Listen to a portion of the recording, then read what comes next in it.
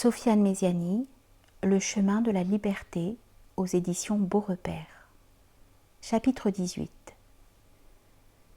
Luciano était encore une fois au rendez-vous. Seulement, ses motivations avaient complètement changé. Il s'intéressait plus à son maître qu'à lui-même. Il était intrigué et désirait ardemment percer les secrets de la personnalité du vieil homme. Au-delà du fait qu'il avait 3 points communs avec la sorcière, beaucoup de questions ont taraudé son esprit. Pourquoi n'était-il pas venu au rendez-vous? Le jardin? Tout lui semblait étrange, parfois même extravagant. Il avait hâte d'en savoir plus. Quand il fut en la présence du maître, Luciano, impatient de déceler les ambiguïtés du vieil homme qui parfois lui donnait le tournis, omit complètement de le saluer et alla droit au but.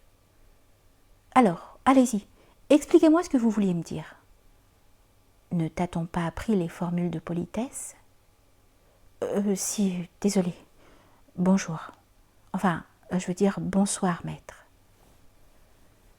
Ce soir, je vais te faire une petite synthèse de mes analyses. » « Quelles analyses ? » ?»« Tu verras. » Il lui tendit une paire de lunettes au verre bleuté. « Tiens, porte ces lunettes. »« Ça va ? Elles me vont bien ? » ?»« Peu importe. Dis-moi comment tu vois les choses. »« Ben, tout paraît bleu.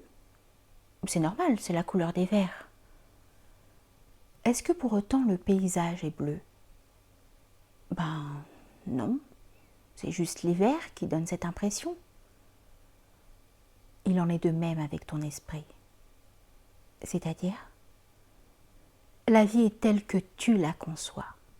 Si tu l'observes avec un esprit pessimiste, tu n'y verras qu'échec et déception, au même titre que les lunettes te font voir le monde selon la couleur des verres. Tout est dans la tête. Mais ça ne me dit pas le rapport avec votre comportement au dernier rendez-vous. Si, justement. Mon absence au rendez-vous, ainsi que notre rencontre arrangée au jardin des plantes, avait pour seul but de diagnostiquer ton problème. En effet, dans le salon de thé, l'unique élément que tu as constaté était mon absence. Et bien que tu y sois resté une demi-heure, ton pessimisme t'a empêché de savourer le côté traditionnel de cet endroit où les fauteuils en bois sont sculptés somptueusement à la main, où le thé coule à flot, et puis l'odeur de la menthe, les magnifiques tableaux illustrant certains endroits sublimes du Maroc, les vases en poterie, enfin la chaleur et l'ambiance qui y règnent, un endroit convivial. Tu n'as retenu de cet endroit que l'absence d'un pauvre homme. Alors ce salon recèle une véritable richesse humaine et culturelle.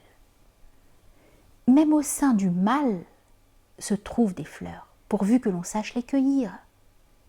Dans le jardin, l'unique élément que tu as constaté était la malformation de 2 ou 3 plantes, malgré la beauté de la verdure et les jolies fleurs qui étaient autour.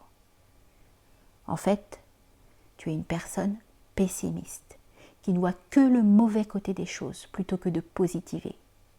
C'est précisément ça qui rend ta vie désagréable et triste. Tu vois le verre d'eau à moitié vide plutôt que de le voir à moitié plein. Apprends à chercher le positif dans n'importe quelle situation, bonne ou mauvaise. Ton regard sur l'existence est conditionné par des schémas qui se sont perpétués en toi. Ton impasse dans la vie est due uniquement à un problème psychologico-spirituel. Tu es à la fois prisonnier de certains schémas dans ta tête qui empestent ton existence et enchaîné par certaines maladies de l'âme. En effet, il arrive souvent de vouloir que les choses changent, mais ne faudrait-il pas plutôt changer son regard sur ces choses ? Le problème, autrement dit, ne tient pas de l'objet, mais du regard qu'on lui porte. Il faut donc apprendre à changer sa manière de voir, plutôt que de chercher à voir les manières de l'autre changer. Ainsi, pour retrouver le chemin de la liberté, il te faut opérer une double thérapie.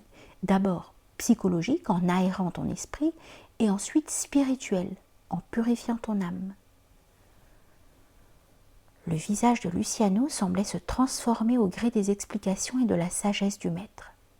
Celui-ci continua de lui apporter quelques lumières, pour illustrer ses propos en lui rappelant aussi la fois où Luciano s'était emporté sur une personne qui les avait en plein bouchon doublés par la bande d'arrêt d'urgence.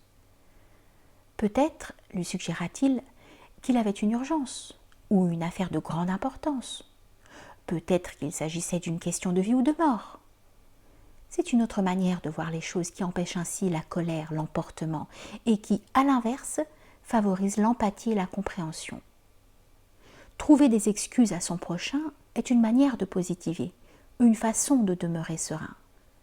Puis lorsqu'il termina de l'exhorter, il lui enjoignit de retourner chez lui en empruntant un autre chemin que celui habituel. Plus précisément, en passant derrière le bâtiment et faire le tour jusqu'à arriver à son domicile. Il acquiesça, même s'il n'en voyait pas l'intérêt.